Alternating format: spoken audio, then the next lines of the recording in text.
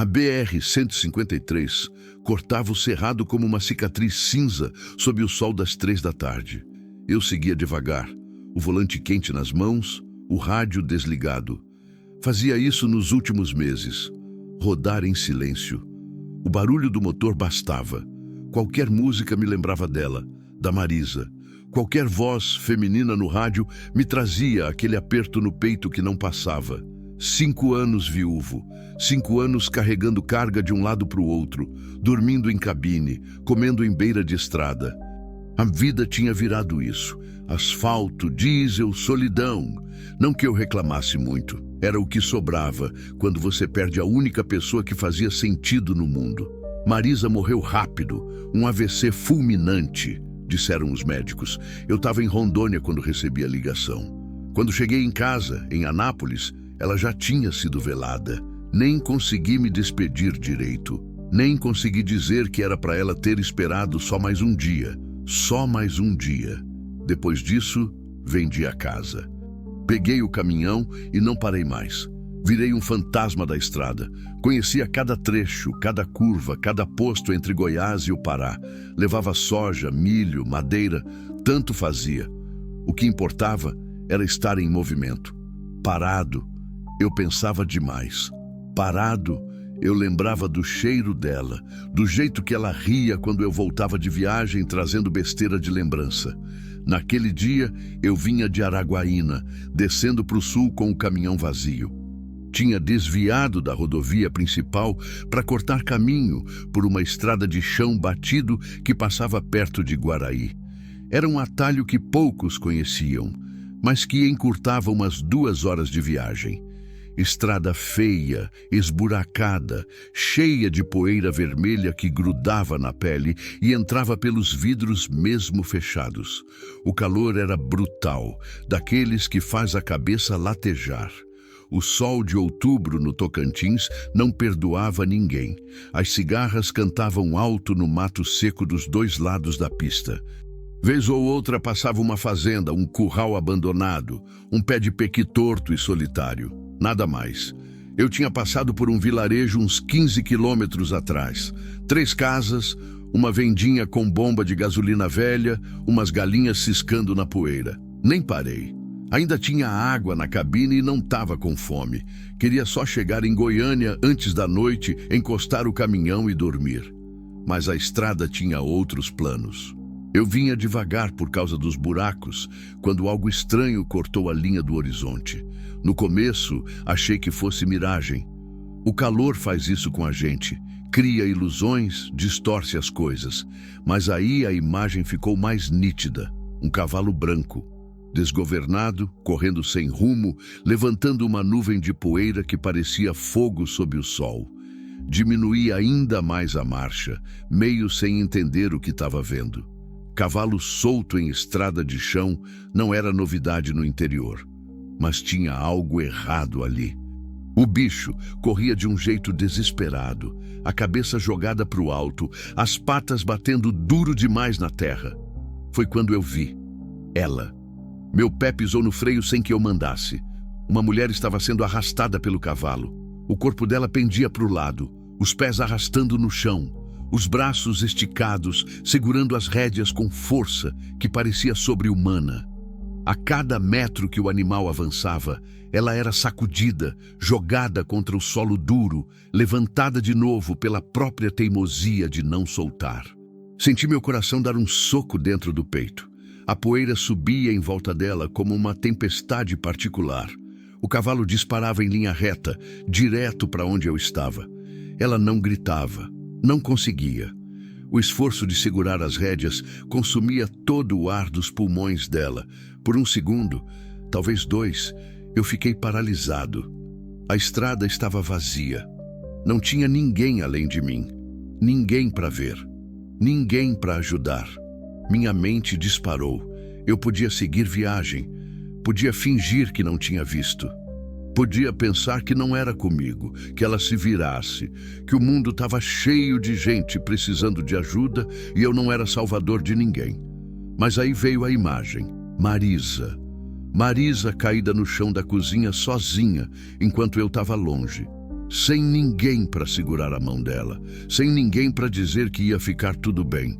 O aperto no peito ficou insuportável. Eu empurrei a porta da cabine com violência e pulei para fora antes mesmo de pensar direito. O sol me cegou por um instante. O calor bateu na cara como um tapa, mas não importava. O cavalo vinha rápido demais, a mulher já não tinha força. Eu via pelos braços dela, pela forma como o corpo cedia cada vez mais. Em segundos, ela ia soltar. E quando soltasse, ia ser jogada com tudo naquele chão de pedra. Podia quebrar o pescoço, podia não levantar nunca mais. Eu corri. Não sei de onde tirei fôlego. Fazia anos que eu não corria. As pernas pesavam, o joelho esquerdo reclamava, mas eu corri mesmo assim. Abri os braços. Gritei: "Oh, para, bicho, para!" O cavalo não diminuiu, veio direto. Os olhos do animal estavam arregalados, assustados, como se tivesse visto o demônio. Eu me joguei para o lado da estrada, tentando interceptar, mas o bicho desviou. E foi nesse desvio que ela soltou. As rédeas escaparam das mãos dela, o corpo despencou.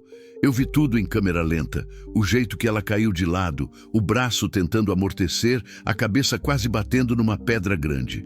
O impacto levantou mais poeira. O cavalo disparou para frente e sumiu na curva da estrada, livre, selvagem e indiferente. Eu cheguei perto dela sem saber se estava viva ou morta. Ela estava de bruços, o rosto virado para o lado, o cabelo cheio de terra vermelha grudada no suor. A respiração vinha rápida, curta, ofegante. O braço direito sangrava, a perna esquerda também. A roupa, um vestido simples, desbotado, estava rasgada na altura do joelho. "Moça, moça, me escuta!" Minha voz saiu rouca. Eu me ajoelhei ao lado dela, sem saber direito o que fazer. Fazia tanto tempo que eu não tocava em alguém que minhas mãos tremiam. Hesitei, mas ela gemeu baixo, tentando se mexer. "Calma", eu disse, colocando a mão no ombro dela com cuidado. "Não se mexe ainda não. Deixa eu ver se quebrou alguma coisa." Ela não respondeu. Só respirava. Rápido demais. Olhei em volta. A estrada continuava vazia. O sol continuava inclemente. As cigarras continuavam cantando, indiferentes ao drama humano que se desenrolava ali no meio do nada. Não tinha ninguém, só eu e ela. Algo dentro de mim falou mais alto do que o medo, mais alto do que a vontade de fugir, de não se envolver, de seguir viagem como se nada tivesse acontecido. Eu entendi ali naquele instante que não dava para seguir fingindo que não tinha visto. Aquela mulher não estava lutando só contra um cavalo desgovernado. Ela lutava pela própria vida. E foi ali, no meio daquela estrada esquecida, poeirenta e cruel, que eu tomei uma decisão que mudaria o rumo daquela história. E o meu também. Eu não ia embora. Não dessa vez. Continue o próximo capítulo e alongue ele. 0057. O usuário pediu para continuar com o próximo capítulo e alongá-lo. Preciso desenvolver o capítulo 2, que deve mostrar o primeiro contato mais profundo entre o caminhoneiro e a mulher, criar tensão, revelar detalhes sobre a situação dela e construir o vínculo inicial entre eles. Devo manter narrativa em primeira pessoa, tom emocional crescente, detalhes sensoriais, calor, poeira, dor, diálogos curtos e realistas, tensão e aflição, verossimilhança, desenvolvimento do personagem do caminhoneiro viúvo, mistério sobre a situação da mulher. Alongar bem o capítulo com riqueza de detalhes. Vou criar um capítulo que mostre o caminhoneiro ajudando ela a se levantar, descobrindo os ferimentos, as primeiras palavras dela, a desconfiança inicial, revelações graduais sobre por que ela estava ali, a decisão dele de ajudar algum elemento de tensão, medo dela, possível ameaça, detalhes que humanizem ambos os personagens. Capítulo 2. A mulher da poeira. Ela continuava imóvel, o corpo tenso como se esperasse outro golpe. Eu fiquei ali ajoelhado, as mãos ainda tremendo, sem saber exatamente o que fazer. Tinha passado tanto tempo desde que eu precisei cuidar de alguém que parecia que eu tinha esquecido como. Moça, vou virar você devagar, tá? Preciso ver se tá machucada. Silêncio. Só a respiração acelerada dela. Coloquei a mão no ombro dela com cuidado, como quem toca algo frágil. Ela se encolheu. Um tremor percorreu o corpo inteiro dela. Calma, eu disse, a voz mais baixa. Não vou fazer mal. Só quero ajudar. Devagar, muito devagar, eu a virei. O rosto dela surgiu da poeira. Era jovem, devia ter uns 30 anos, talvez menos. Os olhos estavam fechados com força, as sobrancelhas franzidas de dor. Tinha um corte feio na testa, perto da têmpora. Sangue misturado com terra seca, o lábio inferior rachado, mas foi o olhar dela, quando finalmente abriu os olhos, que me pegou desprevenido. Não era um olhar de gratidão. Era medo, puro, cru, visceral. Ela tentou se afastar de mim, empurrando o chão com os cotovelos, mas o corpo não obedeceu. Um gemido de dor escapou. Ela levou a mão ao braço direito, que pendia num ângulo esquisito. Ei, calma. Eu recuei um pouco, levantando as mãos. Não vou fazer nada. Eu vi você sendo arrastada e vim ajudar. Os olhos dela me examinaram com desconfiança, verde escuros, quase acinzentados sob o sol forte. Tinha hematomas antigos no pescoço, meio amarelados. Marcas que eu conhecia. Tinha visto antes em histórias que não acabavam bem. Você é da polícia? A voz dela saiu rouca, quebrada. Não, sou caminhoneiro. Tava passando. Ela olhou para o caminhão parado no meio da estrada, depois para mim de novo. A desconfiança não diminuiu. Ninguém só passa por aqui. Eu respirei fundo. O sol queimava minhas costas. O suor escorria pela nuca. Pois eu estava passando. E ainda bem que estava, senão você tinha se arrebentado toda naquele chão. Ela não respondeu. Tentou se sentar sozinha, mas a dor no braço foi demais. Deixou escapar um grito curto, abafado entre os dentes cerrados. Deixa eu ver esse braço, eu disse, me aproximando de novo. Não encosta em mim. A voz dela tinha uma firmeza que me surpreendeu. Mesmo toda machucada, mesmo trêmula, ela não ia deixar ninguém tocar nela sem permissão. Respeitei. Fiquei ali, agachado, esperando. Os segundos passaram pesados. Seu braço pode estar quebrado, eu disse, tentando ser prático. E esse corte na testa precisa ser limpo, senão infecciona. Não tenho muito aqui, mas tenho uma garrafa d'água e um pano limpo no caminhão. Posso buscar? Ela me olhou por um tempo longo, calculando, pesando. Por que você parou? Perguntou por fim. A pergunta me pegou de surpresa. Como assim, por quê?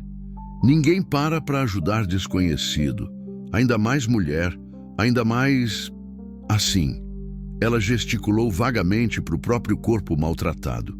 Eu não soube o que responder de imediato, porque a verdade era complicada demais para explicar ali, sob o sol escaldante, para uma mulher que mal me conhecia.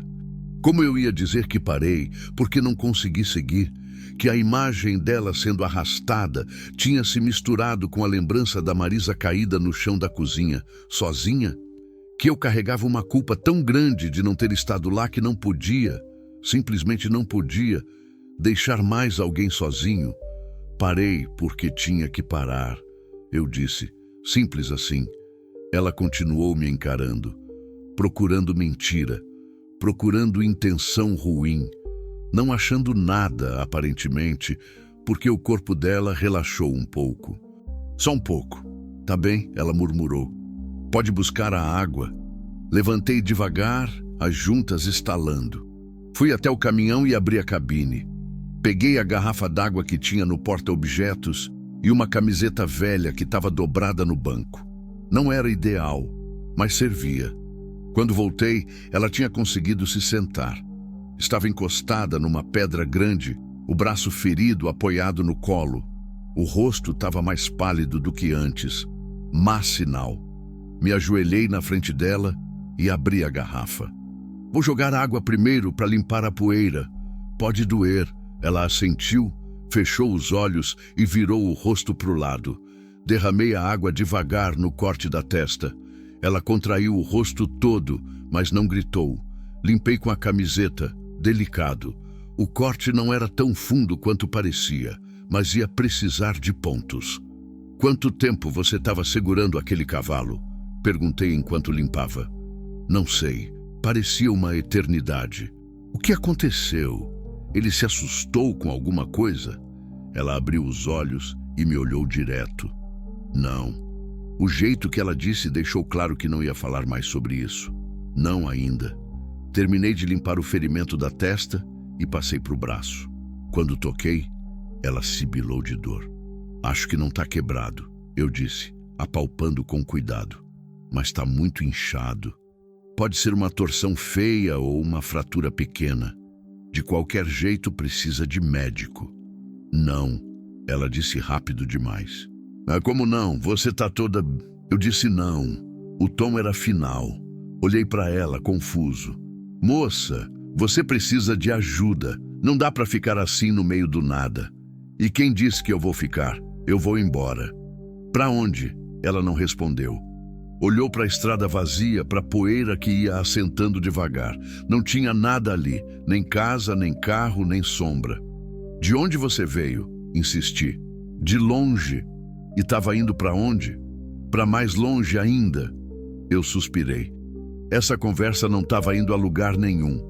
Não, olha, eu não sei o que está acontecendo com você, eu disse guardando a garrafa. Mas você não está em condição de ir a lugar nenhum sozinha. Está machucada, desidratada e provavelmente em choque. A cidade mais perto daqui é Guaraí, uns 20 quilômetros para trás. Tem um posto de saúde lá, posso te levar? Não, ela repetiu mais firme. Não pode. Por quê? Ela desviou o olhar. Porque não pode. Só isso. O silêncio caiu pesado entre a gente. As cigarras continuavam seu canto monótono. O sol começava a descer um pouco, mas o calor não dava trégua. Foi quando eu percebi o jeito que ela olhava para trás, por cima do ombro, o jeito que o corpo dela se enrijecia a cada barulho distante, o jeito que as mãos tremiam mesmo quando ela tentava disfarçar. Ela não estava perdida, ela estava fugindo, e quem quer que ela tivesse deixado para trás não podia saber onde ela estava. Você está com medo de alguém, eu disse baixo. Ela me olhou assustada. Eu não... Tá sim. E tudo bem. Eu não preciso saber de quem nem por quê. Mas você precisa de ajuda, e eu estou oferecendo, sem perguntas, sem polícia, sem nada. Só... Deixa eu te tirar daqui, por favor. A palavra por favor pareceu desarmá-la um pouco. Ela piscou rápido, como se estivesse segurando lágrimas. Por que você está fazendo isso? A voz dela saiu num fio. Você não me conhece. Eu poderia ter dado 1000 respostas. Poderia ter falado da Marisa, do peso da culpa, da solidão que me comia por dentro.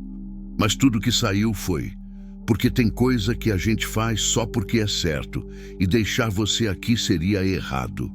Ela ficou me olhando, procurando mentira de novo, não achando.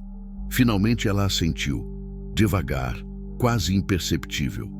Tá bem, sussurrou, mas não pode me levar para Guaraí, nem para lugar nenhum perto daqui. Então para onde? Para qualquer lugar que não seja aqui. Estendi a mão para ajudá-la a levantar.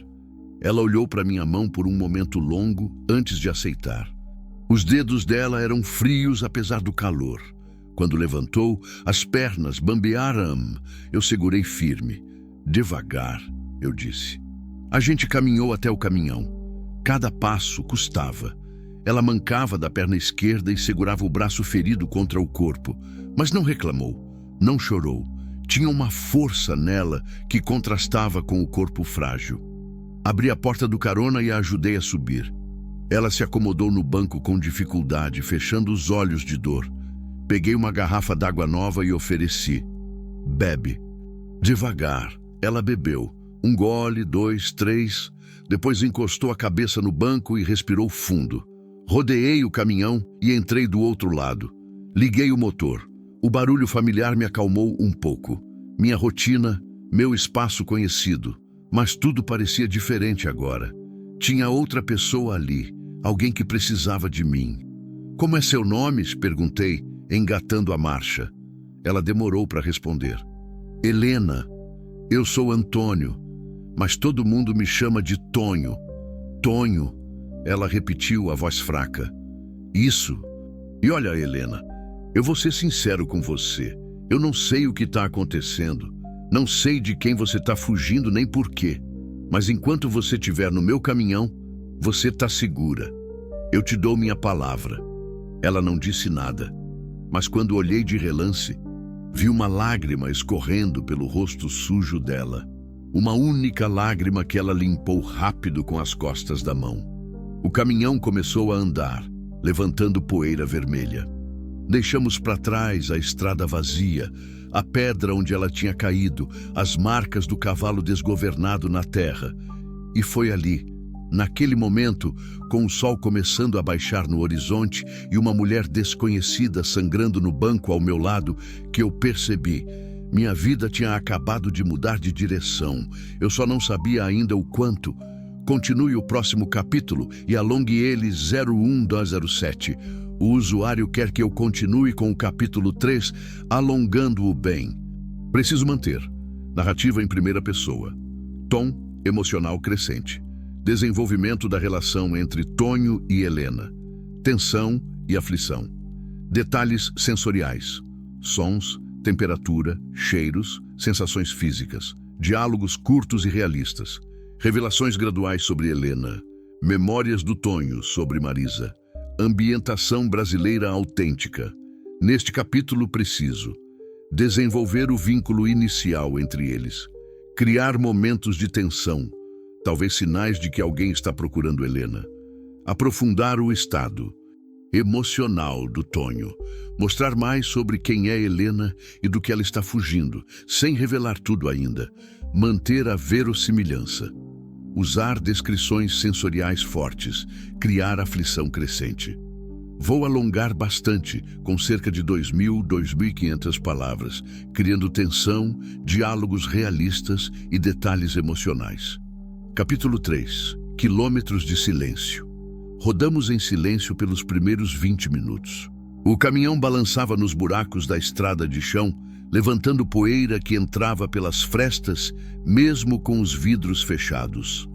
Helena ficou quieta, os olhos fixos na estrada à frente, o corpo tenso como uma corda esticada demais. Eu não sabia o que dizer. Fazia tanto tempo que eu não conversava de verdade com ninguém que as palavras pareciam ter fugido de mim. Costumava ser diferente. Com a Marisa, eu falava. Contava sobre a estrada, sobre o que tinha visto, sobre as besteiras que passavam pela cabeça. Ela ria. Dizia que eu era o caminhoneiro mais tagarela do Brasil. Mas depois que ela se foi, o silêncio virou meu único companheiro. Olhei de relance para Helena. Ela tinha fechado os olhos, mas eu sabia que não dormia. A respiração era irregular, entrecortada. O braço ferido ela mantinha apoiado no colo, e de vez em quando um tremor passava pelo corpo dela. Você tá com frio? Perguntei. Ela abriu os olhos confusa. Frio? Você tá tremendo? Ah! Ela olhou para o próprio corpo como se só agora percebesse. Não, não é frio. Choque, pensei. Ou medo. Talvez os dois. Tirei o casaco de moletom velho que estava jogado atrás do banco e estendi para ela. Põe isso, ajuda! Ela pegou o casaco devagar, como se fosse uma armadilha. Cheirou. Fiquei sem graça. Devia estar fedendo a diesel e suor velho. Desculpa, eu disse. Não tá muito limpo. Tá melhor que eu? Ela murmurou, vestindo o casaco com dificuldade por causa do braço machucado. O casaco ficou enorme nela.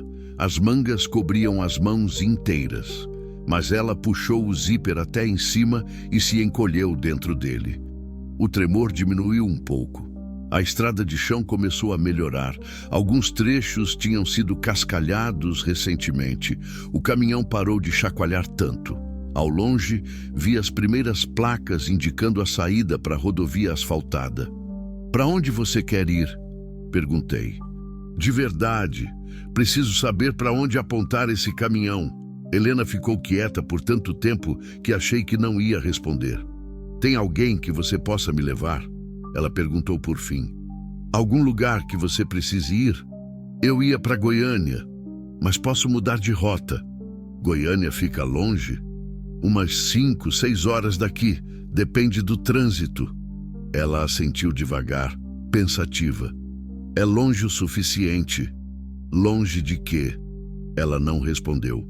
Voltou a olhar pela janela. O sol já estava mais baixo, pintando o cerrado de laranja e dourado. Bonito, se a gente conseguisse esquecer o calor e a secura de tudo. Alcançamos o asfalto e o caminhão ganhou velocidade. O motor roncou satisfeito. Eu me sentia mais seguro na pista asfaltada, mais no controle. Mas Helena pareceu ficar ainda mais tensa. "Tem muita gente nessa estrada?" Ela perguntou, a voz baixa. "Depende do horário.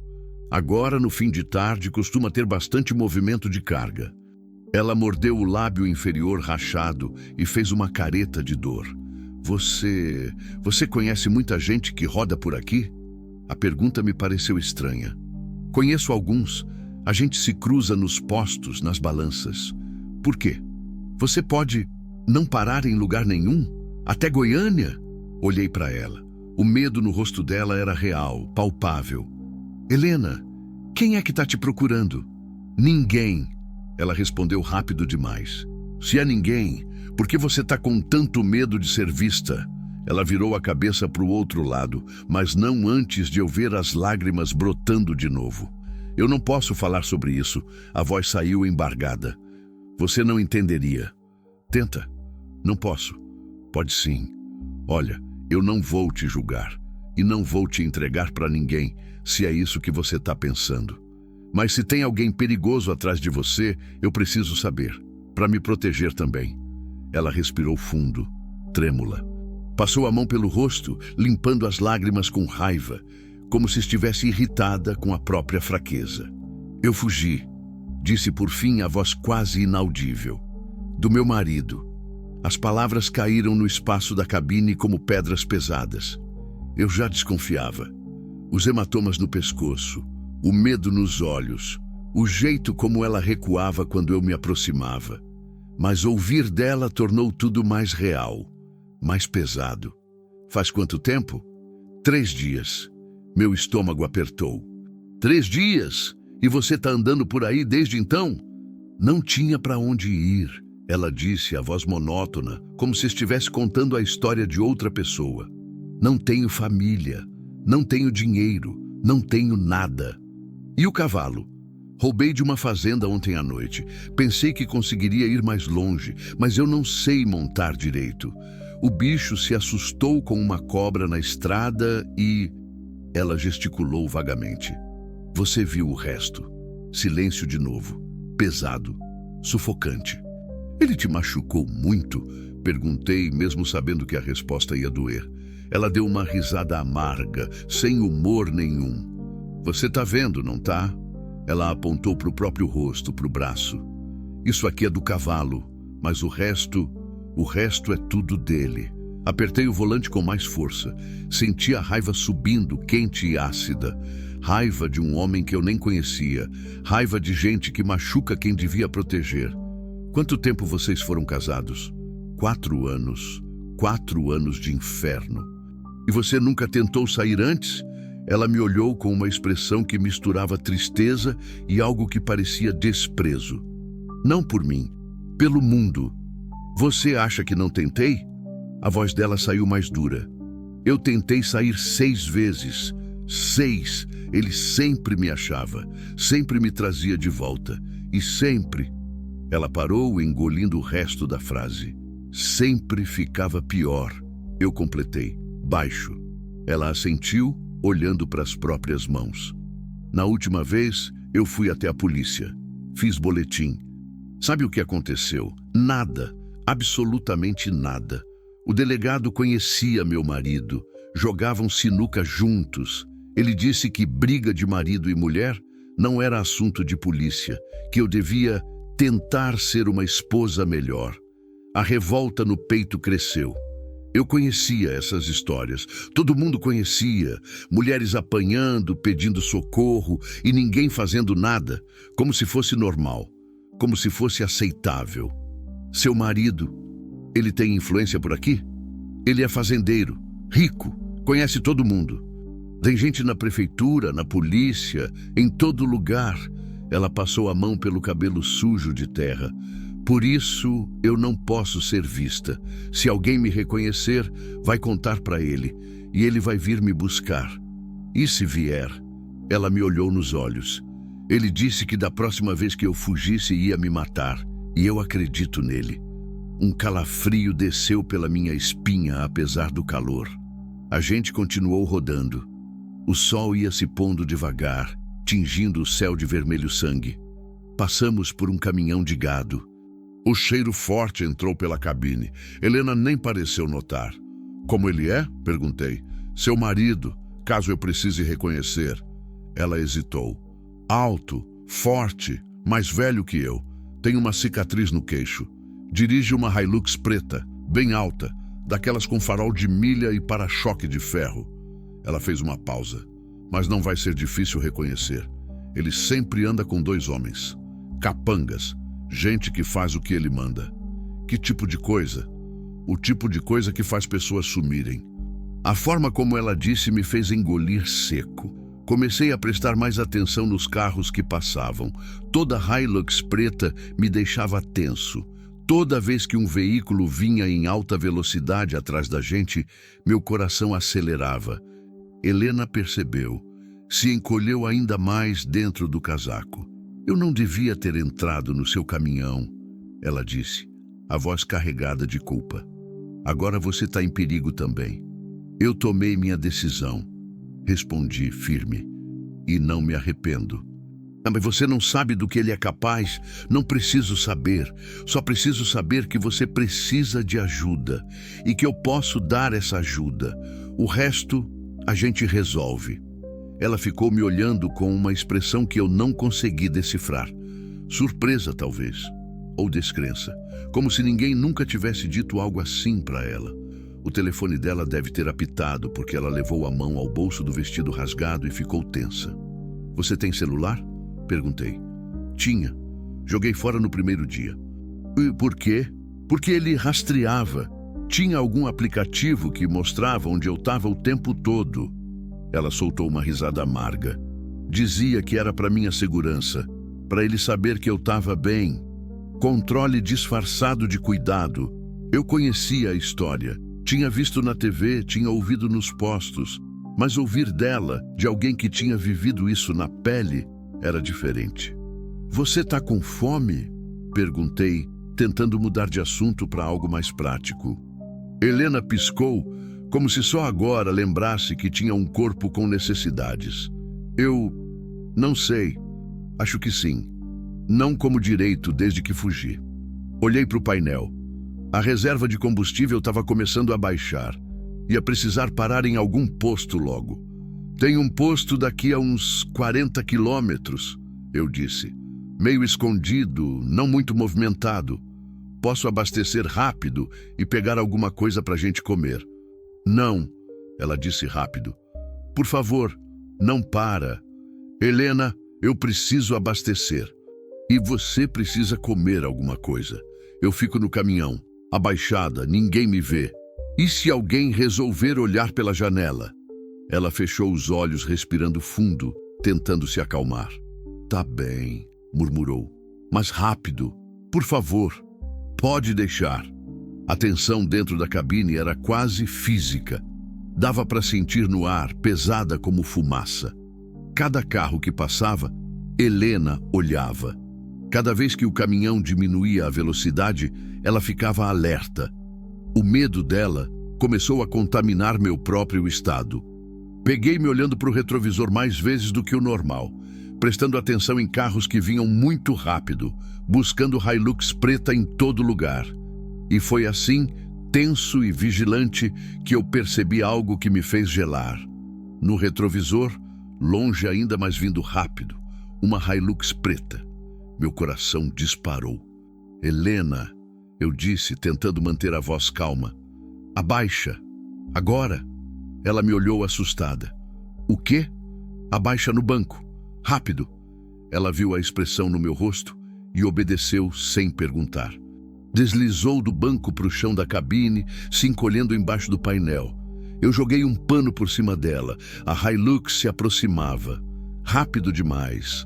As luzes de farol de milha cortando a tarde que escurecia.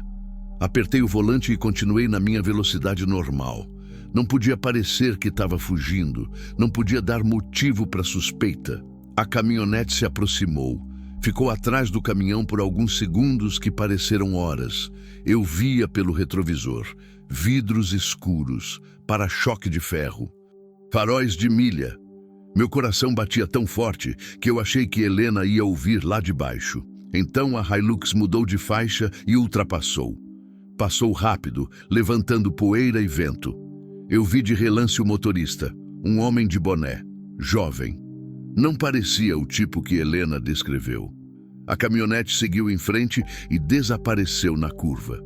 Respirei fundo. As mãos tremiam. Já foi, eu disse. Você pode subir. Helena se moveu devagar, voltando para o banco. O rosto dela estava pálido, os olhos arregalados. Era ele? Não, era outra pessoa. Mas pode ser qualquer Hilux preta, ela completou tremendo. Ele tem amigos, gente que faz favor para ele. Quantas pessoas podem estar te procurando? Não sei. Quantas ele conseguir convencer? Ela puxou os joelhos contra o peito, se fazendo pequena. Ele deve ter dito que eu fugi com o dinheiro dele. Ou que eu tô louca. Ou que sou perigosa. Ele é bom em inventar histórias. A noite ia caindo rápido agora. As primeiras estrelas começavam a surgir no céu cada vez mais escuro. E junto com a escuridão, uma certeza pesada se instalou no meu peito. Eu tinha acabado de embarcar numa história muito maior e mais perigosa do que imaginava. E não havia mais volta. Continue o próximo capítulo e alongue ele 0109. O usuário quer que eu continue com o próximo capítulo e que eu o alongue. Vou desenvolver o capítulo 4, que deve trazer mais tensão, desenvolvimento da relação entre os personagens e possivelmente a parada no posto. Preciso manter a narrativa em primeira pessoa do Tonho alongar bem o capítulo com detalhes sensoriais, diálogos e desenvolvimento emocional. Aumentar a tensão, talvez com a parada no posto, algum momento de perigo. Desenvolver mais a relação entre Tonho e Helena, criar confiança gradual, incluir memórias da Marisa que conectam com a situação atual, manter o tom emocional, realista e tocante, usar descrições sensoriais, calor, diesel, poeira, sons, cheiros, criar momentos de aflição e medo. Palpável. Desenvolver os diálogos de forma natural e realista, mostrar a transformação gradual do Tonho ao cuidar de alguém novamente.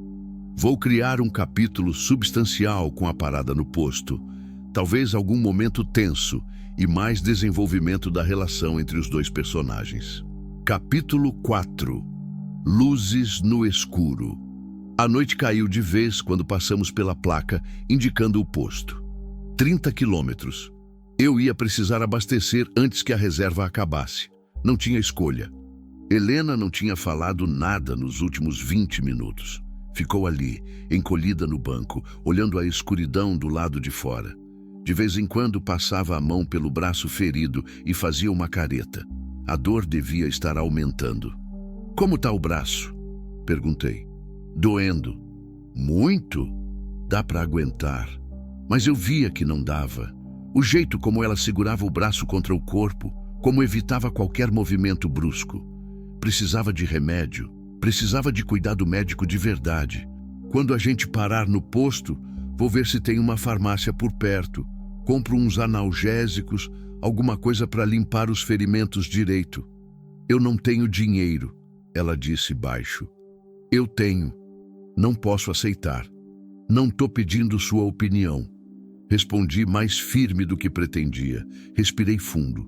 Desculpa, não quis ser grosso, mas você precisa de ajuda e eu tenho condições de ajudar, então vai aceitar sim.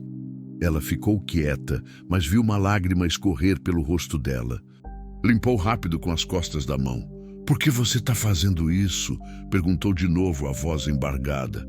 Você não ganha nada ajudando eu. A pergunta mexeu com algo lá no fundo. Imagens da Marisa vieram à tona. O sorriso dela quando eu chegava em casa. O jeito que ela cuidava de mim quando eu estava doente. A forma como ela segurou minha mão quando o pai dela morreu e disse que a gente tinha um ao outro sempre. Só que ela tinha morrido sozinha e eu não estava lá. Minha esposa morreu faz 5 anos. Eu disse, a voz saindo mais rouca do que esperava. AVC. Foi rápido. Eu estava viajando. Quando recebi a ligação já era tarde. Cheguei em casa e ela já tinha sido velada. Helena me olhou, surpresa com a confissão. Eu não tive chance de me despedir, continuei. Não tive chance de dizer que eu amava ela, que era para ela ter esperado só mais um dia, só um dia. Engoli o nó na garganta. Ela morreu sozinha no chão da cozinha. Eu carrego isso desde então, a culpa de não ter estado lá. Mas você não tinha como saber, Helena disse, suave. Não muda o fato de que ela estava sozinha. Olhei para ela. Então, quando eu te vi sendo arrastada por aquele cavalo, sozinha naquela estrada, eu não consegui seguir em frente, não consegui deixar mais alguém sozinho, entende? Ela assentiu devagar, os olhos brilhando. A Marisa teria gostado de você, eu disse, voltando a olhar para a estrada. Ela sempre foi de ajudar os outros, vivia trazendo gente para casa. Vizinho que estava passando necessidade, cachorro de rua, criança que precisava de roupa. Dizia que a gente tinha que fazer a diferença que podia fazer, mesmo que fosse pequena. Ela parece ter sido uma pessoa incrível. Foi. Um sorriso triste escapou. E eu fui um idiota de ficar tanto tempo na estrada, sempre achando que tinha mais tempo, que ia ter outra viagem, outro mês, outro ano, até que não teve. O silêncio voltou, mas era diferente agora, menos tenso, mais compartilhado. Eu sinto muito, Helena disse por fim, pela sua esposa e por você ter que carregar isso. É a vida, eu dei de ombros. A gente carrega o que tem que carregar. A placa do posto surgiu iluminada à frente. Posto Estrela do Cerrado. Conhecia bem. Era pequeno, meio largado, mas o combustível era bom e o dono era gente boa. Movimentação baixa, principalmente à noite. Diminuía a velocidade. Vou entrar devagar, eu disse. Você fica abaixada até eu estacionar, tá bem? Vou parar num canto mais afastado das bombas. Helena já estava deslizando para o chão quando eu entrei no posto. Não tinha muita gente. 2 carros de passeio, uma moto, nenhuma Hilux, nenhum movimento suspeito. Estacionei longe da lanchonete, perto de um canteiro com uns arbustos secos. Desliguei o motor. Fica aí, eu disse. Vou abastecer e volto rápido. Abri a porta e desci. O ar da noite estava mais fresco, mas ainda carregava o calor do dia. Cheiro de combustível, gordura frita, terra, sons de caminhão passando na rodovia, música vindo da lanchonete, grilos cantando no mato. O frentista era um garoto novo, devia ter uns 20 anos. Veio caminhando devagar, mexendo no celular. Boa noite, chefe. Vai querer quanto? Enche o tanque. Diesel. Beleza. Enquanto ele abastecia, olhei em volta. A lanchonete estava quase vazia. Um caminhoneiro velho comendo sozinho num canto, 2 rapazes jogando sinuca, a mulher do caixa assistindo novela num televisor pequeno, nada de ameaçador. Mesmo assim, não consegui relaxar. O frentista terminou de abastecer. Deu 340, ele disse. Paguei em dinheiro.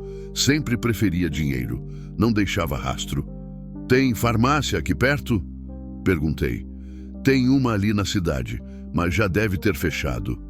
Ele olhou para o relógio. Essa hora só amanhã cedo. E aqui no posto, vocês vendem algum remédio? A gente tem uns básicos, Dorflex, dipirona, Band-Aid, essas coisas. Tá precisando de quê? Alguma coisa para dor. Igaze, esparadrapo, álcool. Ele me olhou com curiosidade, mas não perguntou nada. Dá uma olhada lá dentro. A dona pode te ajudar. Entrei na loja de conveniência. Cheiro de café velho e salgadinho. As prateleiras eram mal organizadas, produtos empoeirados, mas tinha o necessário. A dona, uma senhora gorda com cabelo pintado de loiro, estava atrás do balcão lendo revista. Boa noite, eu disse. Preciso de algumas coisas. Dipirona, gaze, esparadrapo, álcool, água oxigenada. E se tiver alguma pomada para machucado... Machucou? Ela perguntou, levantando os olhos da revista. Não, uma conhecida. Caiu de cavalo. Ai, que coisa! Ela levantou com esforço e começou a pegar os itens. Cavalo é bicho traiçoeiro. Meu cunhado quebrou a clavícula caindo de um. Ficou 3 meses de molho. Assenti, fingindo interesse enquanto ela tagarelava. Meu olho ia para o estacionamento o tempo todo através da janela de vidro. O caminhão continuava ali, quieto, nenhum movimento suspeito. Ela colocou tudo no balcão. Vai querer mais alguma coisa? Café, pão?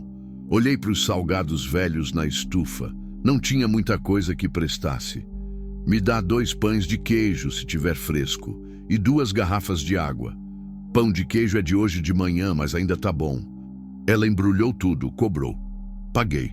Guardei as coisas numa sacola. Sua conhecida tá aí no caminhão?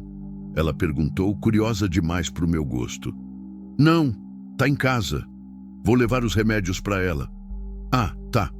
Ela pareceu desapontada. Que melhore logo. Obrigado. Saí rápido antes que ela fizesse mais perguntas. Atravessei o estacionamento olhando em volta. Um carro tinha entrado. Gol velho, cheio de adesivos. Família. Nada demais. Abri a porta do caminhão e entrei. Helena continuava no chão, encolhida. Já pode subir, eu disse. Tá tudo tranquilo. Ela subiu devagar para o banco, olhando pela janela com os olhos arregalados de medo. Ninguém te viu, eu disse, e trouxe isso aqui. Mostrei a sacola. Os olhos dela brilharam quando viu a comida. Não é grande coisa, mas é melhor que nada. Obrigada. Ela sussurrou. Dei a ela uma garrafa d'água e um pão de queijo. Ela pegou com as 2 mãos, como se fosse ouro. Mordeu devagar, fechando os olhos. A expressão de alívio no rosto dela partiu meu coração. Com calma, eu disse. Não vai fazer bem comer rápido demais de estômago vazio. Ela assentiu, mas continuou comendo, cada mordida pausada, deliberada. Vi quando ela engoliu e os olhos encheram de lágrimas. Desculpa, ela disse, a voz embargada. É que faz tanto tempo que ninguém é gentil comigo. Não soube o que dizer. Abri meu próprio pão de queijo, mas não tinha fome. Fiquei olhando ela comer, pensando em quantos dias ela tinha passado com fome, com medo, sozinha. Quando terminou, ofereci o meu para ela. Você não vai comer? Ela perguntou. Não tô com fome. Pode ficar. Ela hesitou, mas pegou. Comeu mais devagar dessa vez, saboreando. Peguei a caixa de dipirona e li a bula na luz fraca da cabine. Toma 2 comprimidos, eu disse abrindo a cartela. Vai ajudar com a dor. Ela tomou com água, fazendo careta com o gosto amargo. Peguei a gaze, o álcool e a água oxigenada. Agora deixa eu dar uma olhada melhor nesses ferimentos. Ela ficou tensa. Não precisa... Precisa sim. Aquela limpeza que eu fiz na estrada foi nas coxas. Precisa fazer direito, senão infecciona. Helena olhou para as próprias mãos, indecisa. Finalmente assentiu. Acendi a luz interna da cabine. A luminosidade fraca revelou melhor o estado dela. O corte na testa tinha parado de sangrar, mas estava feio. as bordas inchadas. O braço tinha hematomas roxos e amarelados em vários estágios de cura. Os mais velhos já amarelando, os novos ainda roxos escuros. Senti a raiva voltar. Raiva daquele homem que tinha feito isso com ela, que tinha transformado uma mulher em algo assustado e quebrado. Isso vai arder, eu avisei, molhando a gaze com álcool. Tudo bem. Limpei o corte da testa com cuidado. Ela fechou os olhos e prendeu a respiração, mas não reclamou. Depois, passei água oxigenada. A espuma branca se formou no ferimento. Isso aqui devia ter levado ponto, eu disse. Mas não tem como agora. Vou cobrir com gaze e esparadrapo. Tenta não mexer muito. Cobri o ferimento. Minhas mãos tremiam um pouco. Fazia tanto tempo que eu não cuidava de alguém assim. A última vez tinha sido com a Marisa, quando ela cortou a mão cozinhando. Eu fiz curativo, ela reclamou que eu estava apertando demais. A gente riu. A lembrança doeu. Agora o braço, eu disse. Helena esticou o braço ferido. Tinha ralados profundos do cotovelo até o pulso, cascas de sangue seco misturadas com terra. Limpei tudo devagar, com cuidado. Ela apertou os lábios, mas não emitiu som. Você é forte, eu disse sem pensar. Ela soltou uma risada sem humor. Não sou, não. Se fosse forte, não teria ficado 4 anos apanhando. Isso não tem nada a ver com força. Você sobreviveu e fugiu. Isso é mais forte do que a maioria consegue ser. Ela me olhou com uma expressão difícil de ler. Você fala como se soubesse. Eu vi coisas na estrada, eu disse, terminando o curativo. Vi muita mulher fugindo, muita gente quebrada. Algumas conseguem sair, outras não. Você conseguiu, isso já é muito. Mas eu ainda tô fugindo, ela murmurou. Ainda tô com medo. Ainda olho para trás a cada segundo achando que ele vai aparecer. E é normal ter medo. Significa que você está viva, que você se importa em continuar viva. Guardei os remédios na sacola. A luz interna da cabine começou a enfraquecer a bateria. Apaguei. A escuridão nos envolveu de novo. Só as luzes do posto iluminavam fracamente o interior do caminhão. Vou continuar rodando, eu disse. A gente para quando estiver mais longe. Você não está cansado? Tô. Mas já rodei mais cansado. E quanto mais longe da sua cidade, melhor. Liguei o motor. O ronco familiar trouxe um pouco de conforto. Isso eu sabia fazer. Rodar, fugir. Era minha especialidade. Saí do posto devagar. Voltei para a rodovia. O tráfego tinha diminuído. Poucos carros, alguns caminhões. A noite de terça-feira era sempre mais calma. Helena encostou a cabeça no vidro e ficou olhando a escuridão lá fora. De vez em quando, passávamos por uma casa iluminada, um poste solitário, uma placa refletindo a luz dos faróis. Posso te fazer uma pergunta? Ela disse depois de um tempo. Pode. Você tem filhos? A pergunta me pegou de surpresa. Não. A Marisa não conseguia. A gente tentou por anos, mas não veio. Ela ficou muito triste com isso. E você? Eu também. Mas não tanto quanto ela. Respirei fundo. Eu pensava que a gente tinha tempo. Que talvez a gente pudesse adotar mais pra frente, quando eu parasse de viajar tanto. Mas aí... Deixei a frase no ar. Aí ela morreu. Helena ficou quieta por um momento. Eu acho que ela teria ficado orgulhosa de você, disse por fim. Do que você está fazendo por mim? Ou ia me chamar de louco por me meter numa encrenca dessas? Ela deu uma risada baixa. Foi a primeira vez que ouvi ela rir. Mesmo sendo um som pequeno, fraco, fez algo no meu peito se aquecer. Continuamos rodando. A estrada era uma fita preta cortando a escuridão. O céu estava limpo, cheio de estrelas, lua crescente lá no alto. Eu ia começando a relaxar um pouco quando vi as luzes no retrovisor. 2 faróis, altos, vindo rápido, muito rápido. Meu estômago gelou. Helena, eu disse, tentando manter a voz calma. Ela percebeu o tom e ficou alerta imediatamente. O quê? Tem um carro vindo atrás, rápido demais. Ela olhou pelo retrovisor lateral e ficou pálida. É ele? Não sei, mas vou descobrir. Acelerei um pouco. O caminhão respondeu pesado. Não era feito para velocidade. O carro atrás acelerou também. As luzes ficaram mais fortes, mais próximas. Abaixa, eu disse. Tonho, abaixa agora. Ela deslizou para o chão de novo. Eu podia ouvir a respiração acelerada dela, o medo palpável. O carro se aproximou, colou atrás do caminhão. As luzes altas estavam ligadas, cegando meus retrovisores. Meu coração batia descompassado. As mãos suavam no volante. O carro ficou ali, colado, por tempo demais. Como se estivesse analisando, decidindo. Então acelerou e veio para a lateral. Eu preparei para o pior. A caminhonete, porque era uma caminhonete, eu via agora. Ficou lado a lado com o caminhão. Os vidros eram escuros. Não dava para ver quem estava dentro. Diminuí a velocidade, deixando espaço para ela passar, mas ela diminuiu também. Ficou ali, do meu lado, por segundos que pareceram eternos. Então, acelerou de vez e passou. Não era Hilux, era uma Ranger branca. Seguiu em frente e desapareceu na escuridão. Soltei o ar que nem sabia que estava segurando. Foi embora, eu disse. Não era ele. Helena subiu devagar para o banco. Estava tremendo inteira.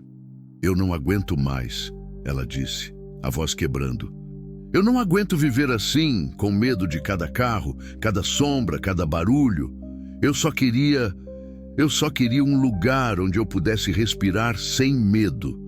As lágrimas escorriam livre agora. Ela nem tentava limpar.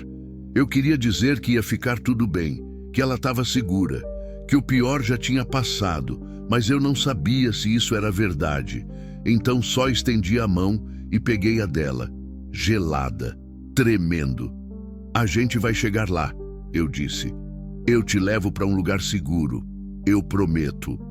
Ela apertou minha mão com força, como se fosse a única coisa sólida num mundo que desmoronava.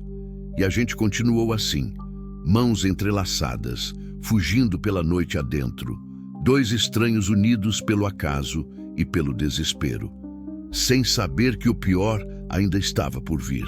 Continue o próximo capítulo e alongue ele 01.12. O usuário quer que eu continue com o próximo capítulo e que eu o alongue bastante.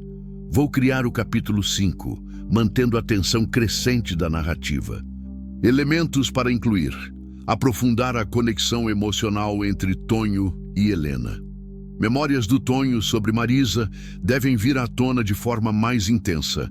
Aumentar a tensão, talvez uma parada forçada, problemas do caminhão ou um encontro perigoso. Desenvolver mais o passado de Helena. Manter o tom emocional, com descrições sensoriais, diálogos curtos e realistas, momentos de aflição e medo. Primeira pessoa, tom de relato pessoal, detalhes do Brasil profundo, da estrada, do cerrado. Vou focar em um problema. Mecânico, que os força a parar. Conversas mais profundas entre eles durante a espera. Memórias dolorosas de Tonho sobre Marisa Helena, revelando mais sobre seu casamento abusivo. Um momento de tensão quando alguém se aproxima. O vínculo entre eles se fortalecendo. Preciso alongar bastante, criar cenas detalhadas, diálogos naturais e manter o ritmo emocional crescente. Capítulo 5. Fantasmas e feridas. A gente rodou por mais 2 horas em silêncio. Helena tinha soltado minha mão depois de alguns minutos, mas algo tinha mudado. O ar dentro da cabine parecia menos pesado. Ou talvez fosse só impressão minha, a necessidade de acreditar que alguma coisa podia melhorar. Passamos por Porangatu já perto da meia-noite. A cidade dormia, só alguns postos de gasolina iluminados e uns bares ainda abertos com mesas vazias na calçada. Helena se encolheu no banco quando passamos pelo centro, mesmo sem ter quase ninguém na rua. Relaxa, eu disse. Já estamos longe. Mais de 200 quilômetros da região dele. Não é longe o suficiente, ela murmurou. Nunca vai ser longe o suficiente. Não discuti. Entendi o que ela queria dizer. Tem feridas que a distância não cura. Tem medos que viajam junto com a gente, agarrados nas costas como parasita. A rodovia ficou mais vazia depois de Porangatu. Trechos longos sem iluminação, sem casas, sem nada além do asfalto escuro cortando o cerrado adormecido. Só o ronco do motor e o barulho dos pneus quebravam o silêncio da noite. Foi quando senti uma vibração estranha vindo do motor. Sutil no começo, quase imperceptível, mas foi crescendo. O volante começou a tremer nas minhas mãos. Merda! Olhei para o painel. A temperatura estava subindo, rápido demais. O que foi? Helena percebeu minha tensão. Problema no motor. A vibração piorou. Um barulho metálico começou a vir debaixo do capô. O tipo de barulho que todo caminhoneiro conhece e teme. Vai parar? Ela perguntou, o medo voltando à voz. Vou ter que parar. Se eu continuar, o motor funde. Não, ela disse, quase um sussurro. Por favor, não para. Helena, se eu não parar agora, a gente fica parado de vez.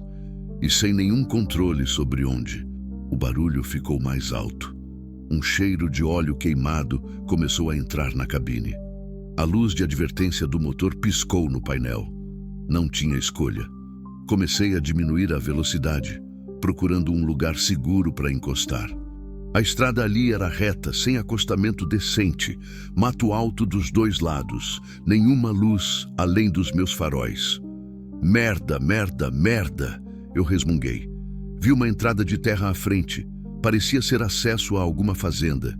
Entrei devagar, o caminhão reclamando a cada metro. Avancei uns 50 metros para dentro, longe da rodovia, e estacionei embaixo de um pé de pequi. Desliguei o motor. O silêncio que caiu foi opressivo. Helena estava tensa como uma mola pronta para saltar. Onde a gente está? Numa entrada de fazenda, longe da pista principal. Ninguém vai ver a gente aqui. E se o dono da fazenda aparecer? A essa hora, improvável. Mas eu entendia o medo dela. Cada variável desconhecida era uma ameaça. Cada mudança de plano, um perigo. Abri a porta. Fica aqui, vou dar uma olhada no motor. Você sabe consertar? Depende do que for. Desci do caminhão. O ar da noite estava fresco, cheio do cheiro de mato seco e terra. Cigarras cantavam alto. Ao longe, um cachorro latia. O céu estava coberto de estrelas, tão densas que parecia possível tocar nelas. Abri o capô e a fumaça branca escapou. Cheiro forte de óleo superaquecido. Peguei a lanterna que guardava na boleia e iluminei o motor. Não era bom. A mangueira do radiador tinha estourado, água e óleo misturados escorrendo por todo lado. Provavelmente a bomba d'água também tinha dado problema, e com a temperatura que o motor atingiu, podia ter empenado. Encostei na grade e respirei fundo. Das coisas que podiam dar errado, essa era uma das piores. Helena apareceu ao meu lado. Tinha descido do caminhão contra minhas instruções. É ruim? Ela perguntou. É ruim. Quanto tempo para consertar? Não dá para consertar aqui. Preciso de peças. Mangueira nova, verificar a bomba d'água, deixar o motor esfriar. E só vou conseguir isso de manhã, na cidade mais próxima. Vi o pânico crescer no rosto dela. A gente vai ter que ficar aqui a noite toda? Parece que sim. Não, ela disse, a voz subindo. Não, a gente não pode. E se ele passar? E se alguém ver a gente aqui? Helena, calma. Não me manda ter calma. Ela deu alguns passos para trás, passando as mãos pelo cabelo. Você não entende. Você não sabe como ele é. Se ele descobrir onde eu tô... A voz dela quebrou, o corpo inteiro tremendo. Me aproximei devagar. Olha para mim, eu disse, suave. Olha para mim, Helena. Ela olhou, os olhos brilhando de lágrimas não derramadas.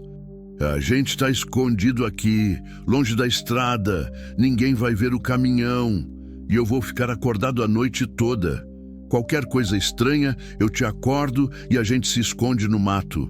Tá bem? Você promete? Eu prometo. Ela respirou fundo. tentando se acalmar. Não estava funcionando muito bem. Vem, eu disse. Vamos voltar para a cabine. É mais seguro lá dentro. A gente subiu de volta. Fechei as portas com trava. Apaguei as luzes externas. A escuridão nos envolveu completamente. Helena se encolheu no banco, abraçando os joelhos. O tremor não passava. Peguei o cobertor velho que eu guardava atrás do banco e coloquei sobre os ombros dela. Tenta descansar, eu disse. Eu fico de vigia. Não vou conseguir dormir. Então, a gente fica acordado junto. Silêncio pesado caiu de novo. Lá fora, a noite seguia seu curso. Os sons do cerrado à noite, cigarras, sapos, o vento nos galhos secos do pequi. Posso te fazer uma pergunta? Helena disse depois de um tempo. Claro. Como era ela? A Marisa. A pergunta me pegou desprevenido. Ninguém perguntava sobre a Marisa. As pessoas evitavam o assunto, como se falar dos mortos fosse convocar má sorte. Ela era... Comecei, procurando as palavras certas. Ela era pequena, magra, tinha cabelo curto que ela mesma cortava porque achava que cabeleireiro era desperdício de dinheiro. Ria alto, do tipo de risada que fazia todo mundo olhar. Adorava plantas, vivia trazendo muda para casa. A gente não tinha quintal grande, mas ela transformou aquilo num jardim. Um sorriso triste apareceu no meu rosto. Ela cantava enquanto cozinhava, desafinado pra caramba. Eu reclamava, ela mandava eu ir embora se não gostava. Mas eu ficava, sempre ficava. Porque ela podia cantar do jeito que quisesse, contanto que continuasse ali. Vocês se amavam muito, Helena disse suave.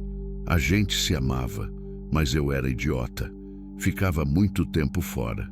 Sempre achando que tinha mais uma viagem, mais um frete, que quando eu juntasse dinheiro suficiente, ia parar e ficar com ela. Só que... Engoli seco. Só que o tempo acabou antes. Você não tinha como saber. Todo mundo diz isso, mas não muda o fato de que ela morreu sozinha porque eu escolhi ficar longe. Helena ficou quieta por um momento. Meu marido estava sempre em casa, ela disse, a voz baixa. E eu teria dado tudo para ele ficar longe. A ironia amarga não passou despercebida. Como vocês se conheceram? Perguntei, mesmo sabendo que talvez não devesse. Ela suspirou. Numa festa junina. Ele era amigo de um primo meu, bonito, bem vestido, educado. Me convidou para dançar. Foi gentil, atencioso. Uma pausa. Tudo mentira, descobri depois. Mas na época eu achei que tinha encontrado alguém especial. Quando começou? O quê? As agressões? Ela deu uma risada sem humor. 3 meses depois do casamento. Ele bebeu demais num churrasco. Disse que eu tinha ficado olhando demais pro amigo dele. Eu nem lembrava de ter olhado para ninguém. Mas ele tinha certeza. Quando chegamos em casa, ele... A voz falhou. Não forcei. Já sabia o resto. Me desculpa, eu disse, por ter perguntado. Não, tá tudo bem. Ela limpou os olhos. Às vezes é bom falar. Eu passei 4 anos sem poder falar com ninguém, sem poder confiar em ninguém. Ele controlava tudo. Quem eu via, onde eu ia, com quem eu falava. Tirou meu celular, meu dinheiro, minhas amigas. Fui sumindo aos poucos até não sobrar nada de mim. Mas sobrou, eu disse. Sobrou a parte que teve coragem de fugir. Depois de 4 anos. 4 anos apanhando, sendo humilhada, sendo... Ela parou de novo. Respirou fundo. Você sabe o que é olhar no espelho e não se reconhecer? Ver uma pessoa assustada, quebrada e pensar, quem é essa mulher? Porque eu não era assim. Antes dele eu era diferente. E vai voltar a ser, eu disse. Pode levar tempo, mas você vai. Ela me olhou com uma expressão que misturava esperança e dúvida. Você tem tanta certeza assim? Tenho. Porque você está aqui. Você saiu. E isso já é o começo. Um barulho lá fora nos fez congelar. Passos, pesados, vindo da direção da estrada. Helena agarrou meu braço com força. "O que é isso?" sussurrou apavorada. Peguei a lanterna, mas não acendi. Olhei pela janela. Escuridão total. Não dava para ver nada. Os passos continuaram, mais próximos agora. Meu coração disparou. Abri o porta-luvas devagar e peguei a chave de roda que eu guardava ali. Não era arma, mas servia para defesa. "Se for ele..." Helena começou, a voz sumindo. "Não é ele", eu disse, mais para me convencer do que para ela. Os passos pararam bem perto do caminhão, do meu lado. Segurei a chave de roda com mais força. Então veio o barulho. Um bufar forte. Animal. Uma vaca. Uma vaca tinha se aproximado do caminhão, curiosa. Soltei o ar e quase ri de alívio. "É só uma vaca", eu disse. Helena desabou no banco, levando as mãos ao rosto. "Meu Deus", ela respirou. Eu também. A vaca ficou ali mais uns segundos, mastigando alguma coisa, indiferente ao nosso terror. Depois se afastou devagar, os passos pesados sumindo na noite. O silêncio voltou, mas agora a tensão tinha multiplicado. "Eu não aguento isso", Helena disse, a voz embargada. "Eu não aguento ter medo de cada som, cada sombra. Quando é que isso passa? Quando é que eu paro de sentir que ele vai aparecer a qualquer momento?" Não tinha resposta boa para isso. Então só fiz o que consegui. Estendi o braço e deixei que ela se apoiasse em mim. Ela hesitou por um segundo antes de aceitar. Encostou a cabeça no meu ombro, o corpo tenso começando a relaxar aos poucos. "Você já teve medo assim?" Ela perguntou baixinho. "Medo que paralisa?" Pensei na Marisa, no telefone tocando naquela manhã, na voz do vizinho do outro lado, dizendo palavras que não faziam sentido, na viagem desesperada de volta para casa, no medo crescente de que fosse tarde demais. "Já", eu disse. Quando recebi a ligação dizendo que a Marisa tinha passado mal. Eu estava em Porto Velho, mais de 2.000 quilômetros de casa. Peguei o primeiro avião que consegui, mas durante o voo todo eu tive medo. Medo de chegar e ela não estar mais lá. E foi exatamente o que aconteceu. Sinto muito. Eu também. Todos os dias. Ficamos assim por um tempo. Ela encostada em mim, eu olhando pela janela para a escuridão lá fora. Dois desconhecidos unidos pela dor, pelo medo, pela necessidade de não estar sozinho. "Sabe o que é engraçado?" Helena disse. "Eu passei 4 anos com uma pessoa e me sentia completamente sozinha. E agora, com um estranho no meio do nada, eu me sinto menos sozinha do que me sentia em anos." "Você não está sozinha", eu disse. "Não enquanto estiver nesse caminhão." Ela ergueu a cabeça para me olhar. "Por quanto tempo você vai aguentar carregar meu peso?" perguntou. "Você tem sua vida, suas entregas, seus compromissos. Não pode ficar cuidando de mim para sempre." "Não tô pensando em para sempre", respondi. "Tô pensando em agora. E agora você precisa de ajuda. Então é isso que eu vou fazer. Mesmo que te coloque em perigo?" "Mesmo assim." Ela continuou me olhando, como se procurasse entender por quê. Como se não conseguisse acreditar que alguém faria isso sem querer algo em troca. E talvez ela tivesse razão de desconfiar. O mundo tinha ensinado ela que gentileza vinha com preço, que cuidado era armadilha, que confiar era se preparar para ser machucada. Mas eu não ia fazer isso com ela, não depois de tudo. "Tenta dormir", eu disse de novo. "Eu fico de guarda. Você também precisa descansar. Já perdi muito sono na vida. Mais uma noite não faz diferença." Ela voltou a encostar a cabeça no meu ombro. Aos poucos, senti o corpo dela relaxar. A respiração ficando mais lenta, mais profunda. Olhei para ela. No sono, a tensão sumia do rosto. Ela parecia mais jovem, mais ela mesma, talvez. Quem quer que fosse antes do medo tomar conta. Fiquei ali, imóvel, deixando ela dormir. Meu braço começou a formigar depois de um tempo, mas não me mexi. Não ia acordá-la, não quando era provavelmente a primeira vez em dias que ela conseguia descansar. A noite arrastou devagar. Fiquei olhando para a escuridão, atento a cada som. Cada carro que passava distante na rodovia fazia meu corpo ficar tenso. Cada movimento no mato me deixava em alerta. Mas nada aconteceu. As horas passaram. O céu começou a clarear no horizonte, bem devagar. Primeiro uma faixa cinza, depois rosa, depois dourada. A luz fraca da madrugada revelou o lugar onde estávamos. Uma entrada de terra cercada de pasto seco, o pé de pequi sob o qual tínhamos parado. Ao longe, uma cerca velha e, além dela, nada além de cerrado se estendendo até onde a vista alcançava. Helena se mexeu. Abriu os olhos lentamente. Levou 1 segundo para lembrar onde estava. Quando lembrou, se afastou rápido, meio envergonhada. "Desculpa", ela disse. "Eu dormi em você." "Não tem problema." "Descansou?" "Um pouco." Ela olhou pela janela. Já amanheceu. Quase. Daqui a pouco clareia de vez.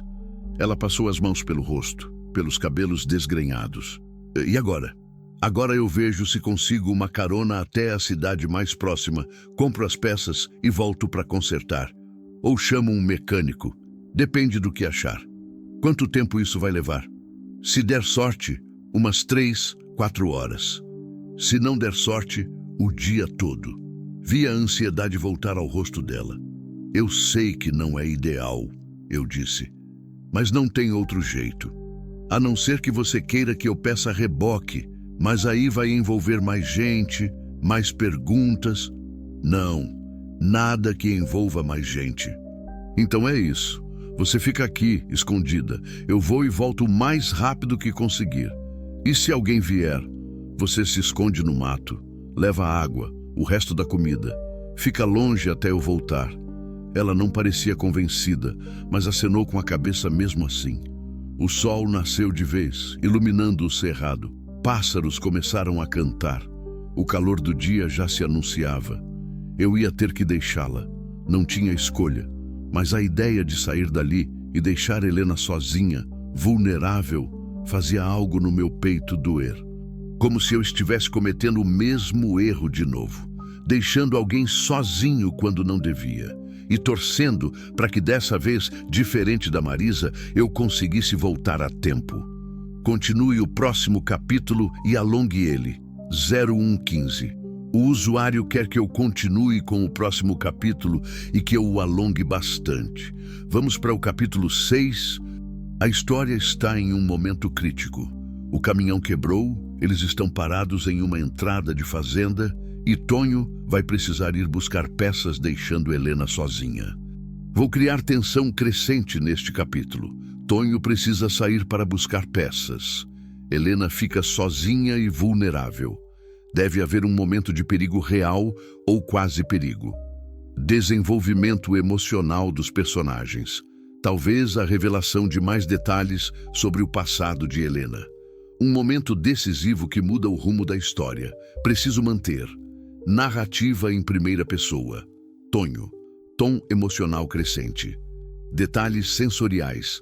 Diálogos curtos e realistas. Tensão palpável. Verossimilhança. Vou alongar bastante.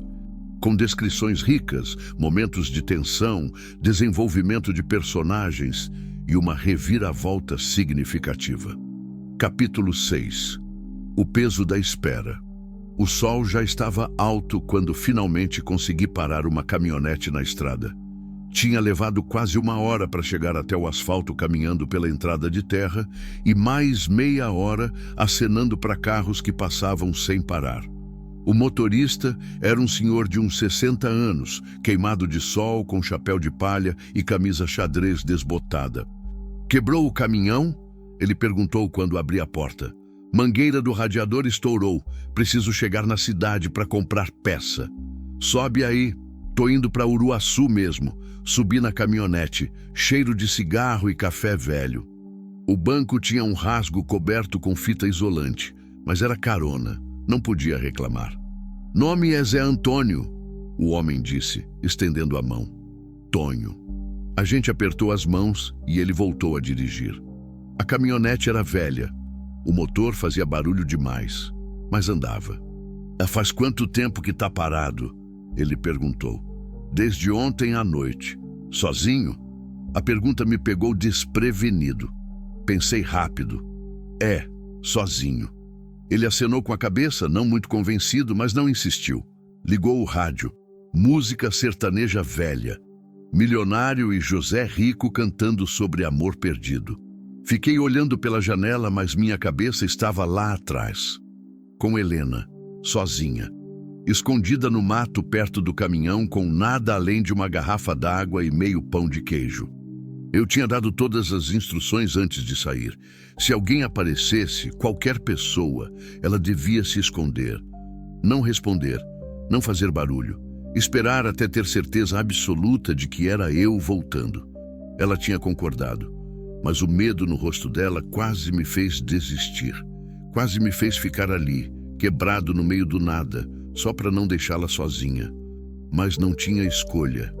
E ficar parado era mais perigoso ainda. Você tá bem, rapaz? Zé Antônio me tirou dos pensamentos. Tá pálido. Tô bem. Só cansado. Dormiu mal? Nem dormi. Ele soltou uma risada. Eu sei como é. Vida de caminhoneiro é assim mesmo.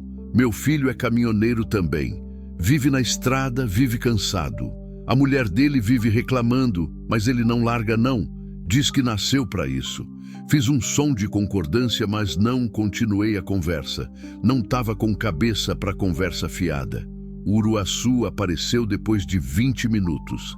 Cidade pequena, do tipo que todo o interior do Brasil tem. Rua principal larga, com lojas dos dois lados. Igreja na praça central. Gente andando devagar, sem pressa. Zé Antônio me deixou na entrada de uma loja de autopeças. Se precisar de algo mais, moro ali naquela rua do mercado. Ele disse apontando. Casa verde com portão azul. É só perguntar por Zé Antônio que todo mundo conhece. Obrigado, de verdade. Vai com Deus, rapaz. Ele foi embora e eu entrei na loja. Ar-condicionado gelado demais depois do calor da rua. Um homem gordo atrás do balcão, óculos no fim do nariz, assistindo o jogo na televisão pequena. Bom dia, eu disse. Bom dia, o que vai ser? Preciso de mangueira de radiador para Scania R440. E gostaria de dar uma olhada em bomba d'água também, caso precise trocar. Ele tirou os óculos e me olhou direito. Scania, é? Deixa eu ver o que tenho aqui.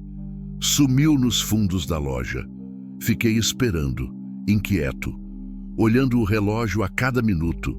Tinha saído fazia 1 hora. Prometido para Helena que voltava em 3, 4 horas no máximo. O homem voltou com uma caixa. Tenho essa aqui, universal, mas serve no seu modelo. Bomba d'água não tenho em estoque, mas posso pedir. Chega amanhã de manhã. Amanhã de manhã era tarde demais.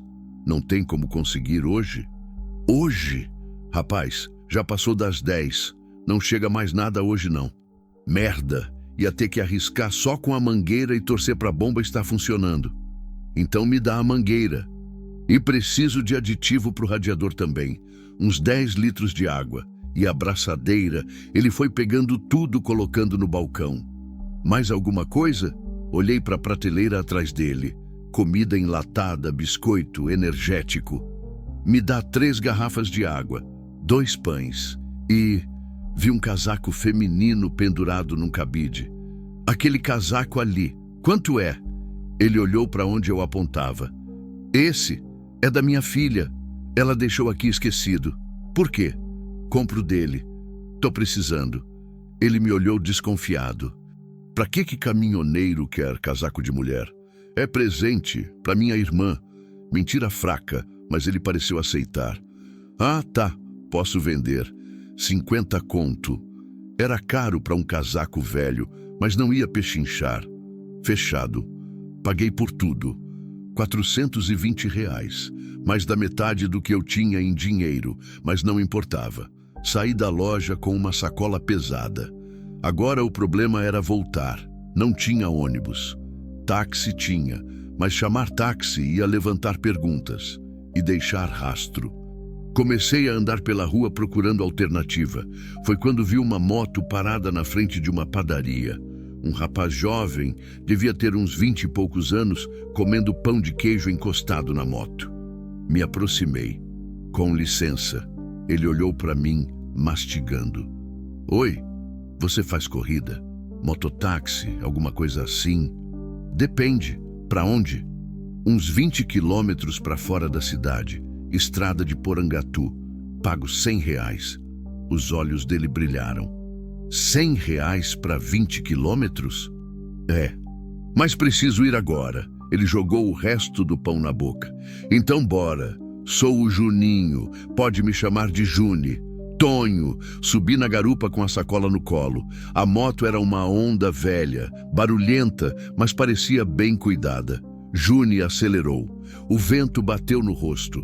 A cidade ficou para trás rapidamente. 20 minutos. Eu ia estar de volta em 20 minutos. Helena ia estar bem. Tinha que estar. A moto comia o asfalto. Juni dirigia rápido, perigoso até, mas eu não reclamei. Quanto mais rápido, melhor. Caminhão quebrado? Ele gritou por cima do barulho do motor. É. Que azar, hein? Ontem à noite? É. E deixou o caminhão sozinho? Tava sem escolha. Ele não falou mais nada. A estrada continuava vazia. Sol forte em cima da cabeça. Calor subindo do asfalto em ondas visíveis. Foi quando eu vi, na estrada à frente, parado no acostamento, uma Hilux preta. Meu coração quase parou junto. Para, eu disse. O quê? Para a moto. Juni freou brusco. A moto derrapou, quase caiu. Ele se equilibrou no último segundo. Cara, que isso? Quase a gente se arrebenta, mas eu não estava ouvindo. Estava olhando para a Hilux, uns 300 metros à frente. Parada, vidros escuros, para-choque de ferro. Você conhece essa caminhonete? Perguntei. Juni olhou. Qual? A Hilux preta. Essa? Não. Por quê? Tem alguém dentro? Ele estreitou os olhos, tentando enxergar. Acho que não. Parece vazia. Você tem certeza? Cara, tá acontecendo alguma coisa. Você tá devendo para alguém? Porque se tiver treta, eu não quero me meter não, viu? Não é treta minha, eu disse, tentando pensar rápido. Mas preciso saber se tem alguém naquela caminhonete. E como é que eu vou saber? Passa devagar, dá uma olhada. Ele hesitou. Vou te dar mais 50 se fizer isso. Dinheiro falou mais alto. Ele acelerou de novo, mas devagar. Chegamos perto da Hilux. Meu corpo inteiro estava tenso. A caminhonete estava vazia, as portas trancadas, ninguém dentro, ninguém perto. Viu? Juni disse. Vazia. Deve ter quebrado e o cara foi pedir ajuda. Ou estava procurando algo. Alguém. Continua, eu disse. E acelera. Passamos pela Hilux. Olhei pelo retrovisor lateral. Continuava ali, parada, silenciosa. Talvez não fosse nada. Talvez fosse só coincidência.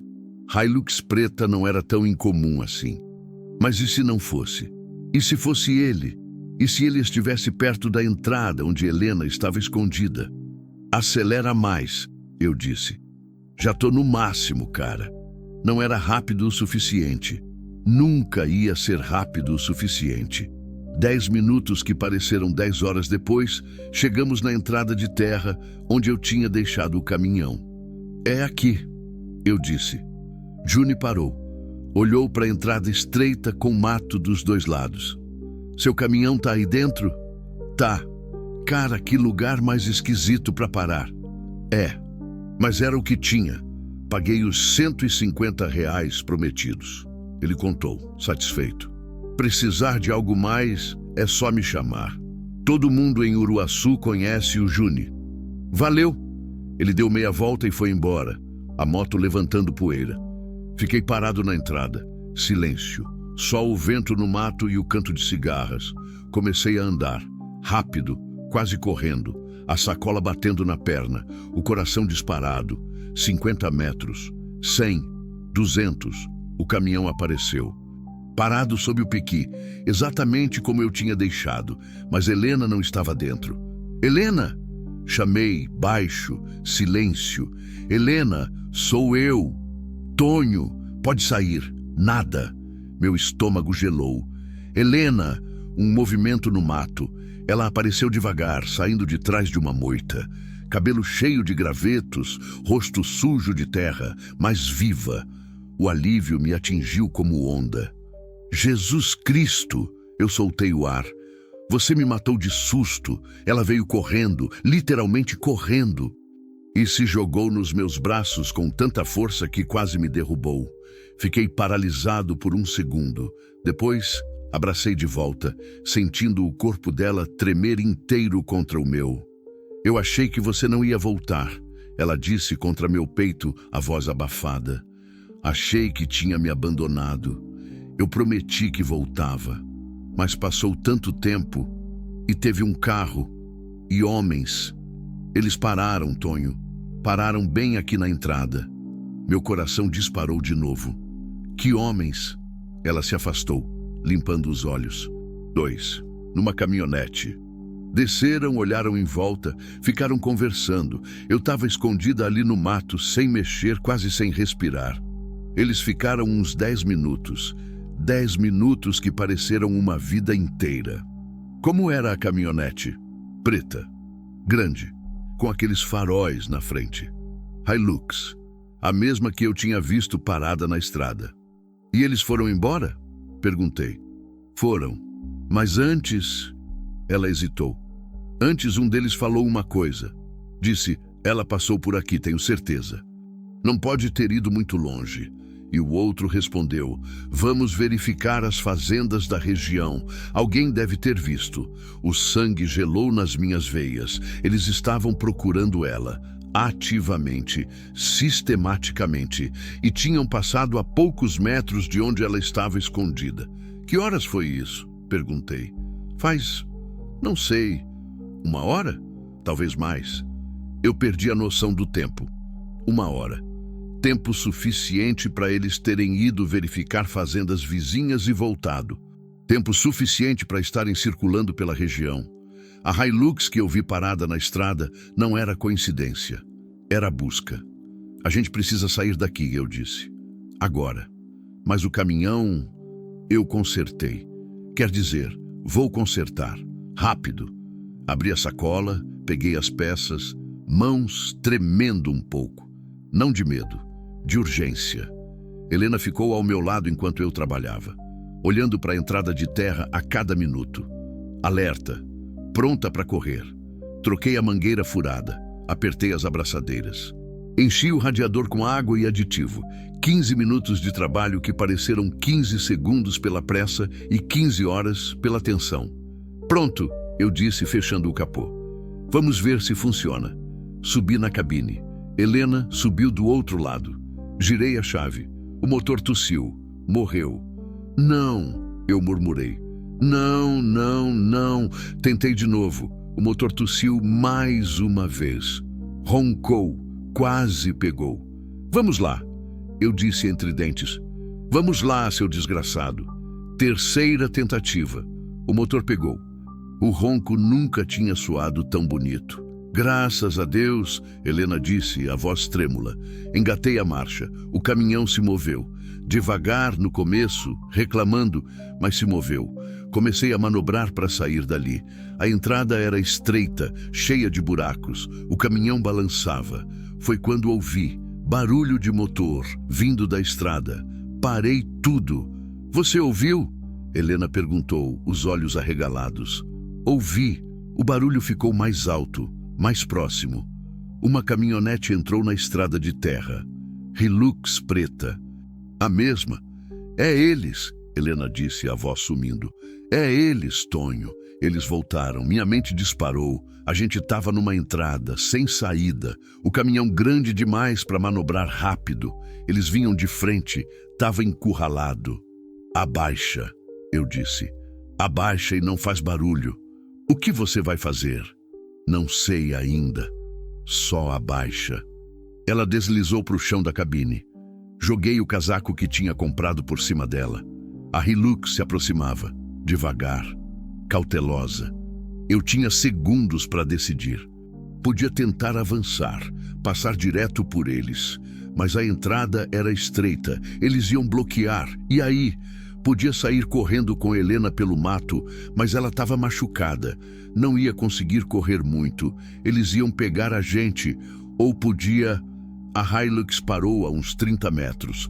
As portas se abriram. 2 homens desceram, grandes, fortes. Um deles tinha uma cicatriz no queixo. O marido dela. Senti Helena tremer embaixo do casaco.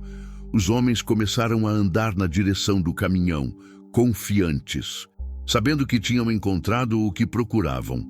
Eu tinha segundos e uma única chance de fazer a coisa certa. Minha mão foi para o volante e tomei a decisão que mudaria tudo. Continue o próximo capítulo e alongue ele 01.18. Este é um momento crítico da história. O marido de Helena e seu capanga encontraram o caminhão. Tonho precisa tomar uma decisão rápida. Vou criar um capítulo tenso, com confronto emocional e físico, mantendo o realismo e a tensão crescente. Elementos para incluir: confronto direto com o marido Tonho, protegendo Helena. Diálogo tenso e revelador. Decisões difíceis. Ação física, mas sem violência gráfica excessiva.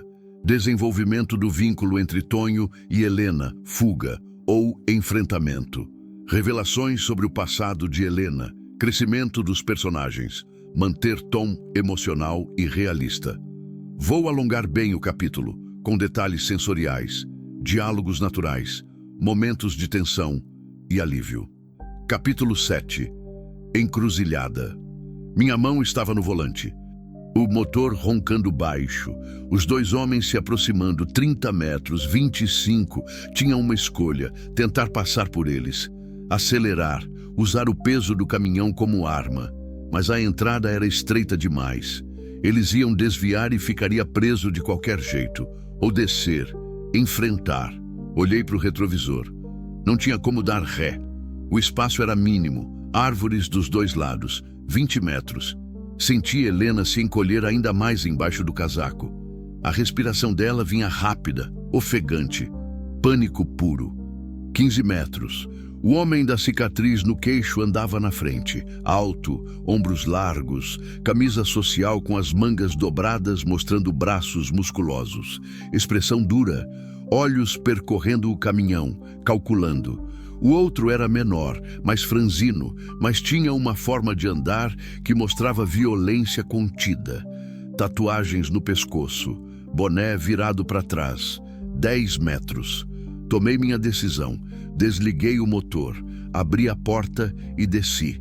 O calor do meio-dia me atingiu como um tapa. O sol queimava direto em cima da cabeça, sem sombra, sem proteção. Fechei a porta com força. O som ecoou na entrada cercada de mato. Os 2 homens pararam, me avaliando. Bom dia, eu disse, tentando manter a voz firme.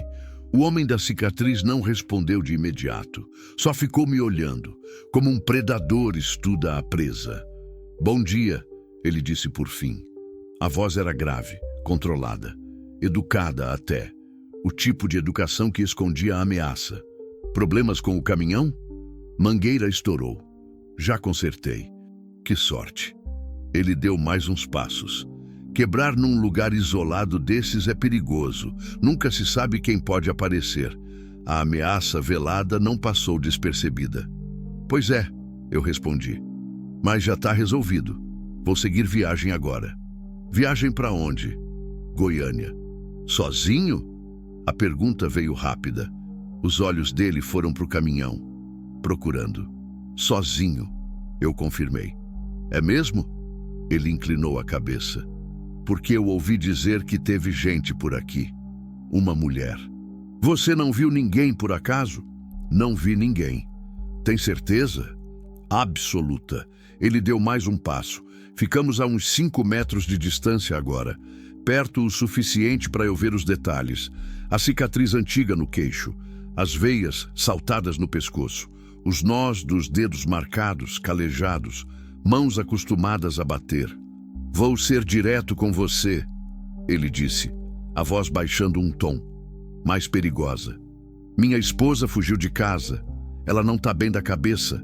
Precisa de remédio, de cuidado. Eu estou muito preocupado com ela. Esposa. Ele disse esposa com a mesma facilidade que se diz propriedade. Sinto muito, eu disse, mas não vi ninguém. É que encontraram um cavalo solto ontem, perto daqui. Ele coçou o queixo pensativo. E esse cavalo era da fazenda dos meus sogros. Minha esposa foi vista saindo de lá montada nele. Ele sabia demais. Como eu disse, não vi ninguém. O outro homem, o das tatuagens, começou a circular, afastando-se do patrão, criando ângulo. Tática de encurralamento. Eu conhecia. Sabe o que eu acho? O homem da cicatriz continuou. Acho que você está mentindo para mim. E eu não gosto de mentira. Não estou mentindo. Não? Ele sorriu. Não chegou aos olhos. Então você não se importa se a gente der uma olhadinha no seu caminhão, né? Só para confirmar. Meu coração acelerou. Importo sim, é propriedade privada. Propriedade privada. Ele repetiu, como se provando as palavras. É engraçado você falar isso. Porque minha esposa também é propriedade privada, minha. E quando alguém pega o que é meu, eu não gosto. A máscara de educação tinha caído. O que sobrou era ameaça pura. Eu não peguei nada de ninguém. Ainda está insistindo na mentira? Ele deu mais um passo. Olha, amigão, vou te dar uma chance. Uma chance só. Me entrega ela agora. A gente vai embora. E você segue sua vida. Ninguém se machuca. Ninguém tem problema. Não tem ninguém aqui. A mão dele foi para a cintura. Por um segundo achei que ia sacar uma arma, mas ele só ajustou o cinto, deixando eu ver que tinha uma arma ali, na cintura, coberta pela camisa. Você tem família? Ele perguntou, casual demais. Isso não é da sua conta. É sim, porque eu quero que você entenda uma coisa. Ele se aproximou mais. 3 metros agora. Eu tenho recursos, tenho gente, tenho influência. Se você se meter no meio dessa história, se você esconder minha esposa de mim, eu vou fazer da sua vida um inferno. Vou saber seu nome, seu CPF, onde você mora, quem você conhece, e vou acabar com você. Entendeu? O outro homem tinha chegado na lateral do caminhão, perto da porta do carona. Sai de perto do caminhão, eu disse mais alto. O tatuado riu. Ou o quê? O que você vai fazer, velho? Velho. Eu tinha 48 anos. Me sentia com 80 naquele momento. Deixa ele em paz, rato, o patrão disse. Ele ainda vai ver a razão. Rato. Nome apropriado para cobra rastejante. Te última chance, o homem da cicatriz disse. Me diz onde ela tá ou a gente vai ter problema. Dentro do caminhão, eu sabia. Helena estava congelada de terror, ouvindo a voz do homem que tinha passado 4 anos destruindo ela. A voz dos pesadelos. Eu podia entregar ela, podia acabar com isso, salvar minha pele. Mas aí eu lembrei. Lembrei da Marisa sozinha no chão da cozinha. Lembrei de Helena sendo arrastada por aquele cavalo, lutando para sobreviver. Lembrei da promessa que fiz. Que enquanto ela estivesse no meu caminhão, ela estava segura. Não, eu disse. Não o quê? Não vou te dizer nada e não vou deixar você chegar perto desse caminhão. Silêncio. O rato parou de se mover. O patrão ficou me encarando, reavaliando. Você está cometendo um erro muito grande, ele disse, a voz perigosamente baixa. Já cometi erros piores. Duvido. Ele fez um gesto com a cabeça. O rato se moveu em direção à porta do caminhão. Não pensei, só agi, corri. 3 passos longos e me coloquei entre o rato e a porta. Ele parou surpreso. Sai da frente, ele rosnou. Não, ele avançou. Tentou me empurrar. Segurei o braço dele e torci. Não muito, só o suficiente para mostrar que eu não era fraco. O rato gritou de dor e se afastou. Seu filho da... Rato! O patrão interrompeu. Depois olhou para mim. Você realmente quer fazer isso do jeito difícil? Eu só quero que vocês vão embora. E a minha esposa? Não tem ninguém aqui. Ele deu uma risada sem humor. Tá bom, tá bom. Levantou as mãos em rendição falsa. A gente vai embora. Mas você vai se arrepender disso, pode ter certeza. Vão embora logo. Ele olhou para o rato que massageava o pulso, olhando para mim com ódio. Vamos, ele disse para o capanga. Eles começaram a andar de volta para a Hilux. Devagar, ameaçadoramente devagar. Mas pararam a meio caminho. O patrão se virou. Sabe, eu esqueci de me apresentar. Ele sorriu. Meu nome é Rogério Tavares, dono da fazenda Santa Rita. Talvez você já tenha ouvido falar. Pausa deliberada. E o seu nome é? Não respondi. Tudo bem, vou descobrir de qualquer jeito. Ele apontou para o caminhão. A placa já está anotada. Até amanhã eu sei tudo sobre você. Nome, endereço, histórico. Tudo. Ele entrou na Hilux. O rato também, mas não antes de me lançar um último olhar cheio de promessa de violência. A caminhonete deu ré, manobrou e foi embora. O barulho do motor foi sumindo aos poucos até virar silêncio. Fiquei ali parado, coração batendo disparado, mãos tremendo, pernas fracas. Tinha acabado ou tinha só começado. Voltei para o caminhão e abri a porta. Helena continuava no chão, encolhida sob o casaco, tremendo incontrolavelmente. Já foram, eu disse, a voz saindo mais rouca do que esperava. Ela não se mexeu. Helena, já foram embora. Lentamente, ela emergiu. O rosto estava molhado de lágrimas, os olhos vermelhos, inchados. A expressão de terror absoluto. Era ele, ela disse quase sem voz. Era ele. Ele estava aqui, a poucos metros de mim. Eu sei. Você não me entregou. Não. Por quê? As lágrimas escorriam mais rápido agora.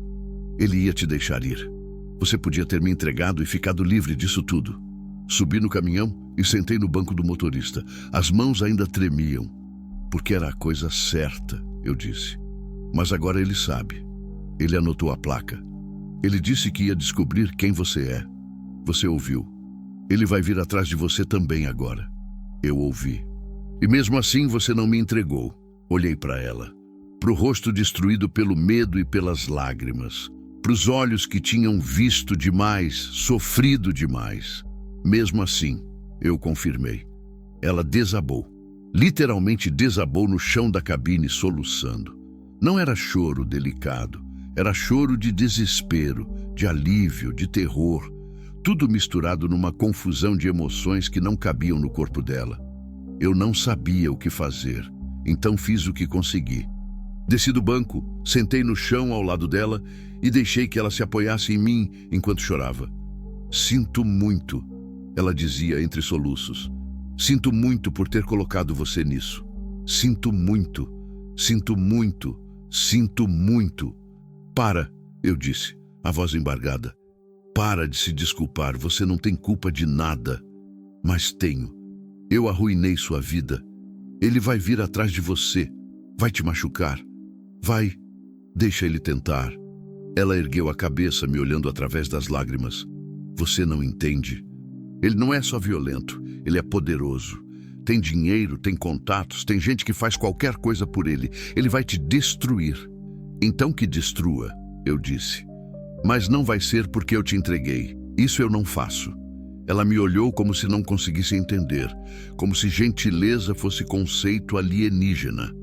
Por quê? Ela perguntou de novo. Por que você está fazendo isso por mim? E dessa vez, eu soube a resposta. Tinha demorado, mas finalmente entendi. Porque quando a Marisa morreu, eu não estava lá, eu disse. Ela morreu sozinha porque eu escolhi estar longe e eu jurei que nunca mais ia deixar alguém sozinho quando pudesse estar presente. Olhei nos olhos dela. Você está sozinha, sem ninguém. Fugindo do homem que devia te proteger, mas só te machuca, e eu posso estar aqui. Então eu vou ficar. As lágrimas dela caíram de novo, mas diferentes agora, mais suaves. Ninguém nunca... Ela começou. Parou. Respirou fundo. Ninguém nunca ficou por mim antes, pois agora tem alguém. A gente ficou ali no chão da cabine, no silêncio pesado do meio-dia. 2 desconhecidos que viraram aliados. Duas pessoas quebradas tentando se segurar uma na outra. Depois de um tempo, ela limpou o rosto. A gente precisa sair daqui, ela disse. Eu sei. Para onde? Boa pergunta. Goiânia não era mais opção. Ele ia descobrir que era para lá que eu ia. Ia ter gente esperando. A estrada principal ia ser vigiada. Preciso pensar, eu disse. Levantei e voltei para o banco do motorista. Peguei o mapa rodoviário que guardava no porta-luvas. Abri sobre o volante. Helena se sentou no banco do carona, se encolhendo no casaco que eu tinha comprado. Ficava grande nela, mas ela parecia grata pela camada extra de proteção. Estudei o mapa. A gente estava entre Porangatu e Uruaçu. Sul ia dar em Goiânia. Norte ia dar em Palmas. Leste levava para Bahia. Oeste para Mato Grosso. Qualquer direção principal ele ia prever. Mas tinha estradas secundárias, vicinais, caminhos que nem apareciam no mapa, mas que existiam. Eu conhecia alguns. Tem uma estrada, eu disse, pensando em voz alta. Passa por Formoso e vai dar em Alto Paraíso. De lá a gente pode pegar outra vicinal e chegar em Cavalcante. É longe, fora da rota principal, difícil de rastrear. E tem o que em Cavalcante? Nada. É cidade pequena, turística, Chapada dos Veadeiros. Tem pousada, tem gente de fora. A gente se mistura melhor. E depois a gente vê, um passo de cada vez. Ela assentiu sem muita convicção, mas sem alternativa melhor. Liguei o motor. Dessa vez pegou de primeira. Som bonito de máquina funcionando. Comecei a manobrar para sair dali. Devagar. A entrada era apertada demais para erro. Finalmente alcançamos a estrada de terra. Virei na direção oposta à que eles tinham ido, rumo ao desvio que levava para as estradas secundárias. A poeira subia atrás do caminhão. O sol continuava implacável. Mas a gente estava se movendo. E movimento era vida. Tonho, Helena disse depois de um tempo. Obrigada. Duas palavras simples, mas carregadas de peso. De nada. Não. Sério. Obrigada por não ter me entregado. Por ter arriscado sua vida. A voz falhou. Por ter me dado esperança de novo. Olhei para ela, para as lágrimas secando no rosto, para os olhos ainda cheios de medo, mas agora também com outra coisa. Algo frágil, mas presente. Esperança. A gente vai ficar bem, eu disse. E pela primeira vez, eu quase acreditei, quase. Porque no fundo da mente, as palavras dele ecoavam. Até amanhã eu sei tudo sobre você. E eu sabia que era verdade. O jogo tinha mudado. Não era mais só sobre esconder Helena. Era sobre sobreviver ao que vinha pela frente. E pela primeira vez em 5 anos, desde que a Marisa morreu, eu tinha algo para lutar. Alguém para proteger.